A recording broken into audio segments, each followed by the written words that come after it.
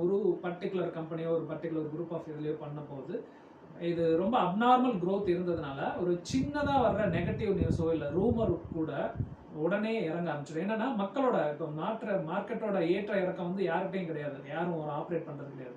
நீங்களும் நானும் இன்வெஸ்ட் பண்ணுறவங்க தான்.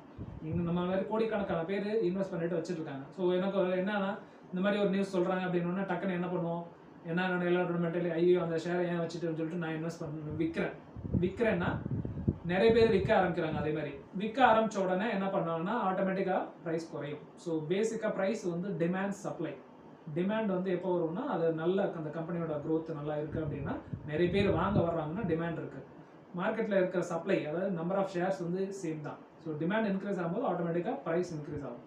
அந்த கம்பெனி வந்து ப்ராப்ளமில் இருக்குது, ஏதோ ஒரு பிரச்சனை இருக்குது, ப்ராஃபிட்டபிள் இல்லை அப்படின்னும் போது நிறைய பேர் செல் பண்ண ஆரம்பிச்சாங்க. டிமாண்ட் குறையுது, டிமாண்ட் குறைஞ்சா ஆட்டோமேட்டிக்காக ப்ரைஸ் குறையும். இதுதான் வந்து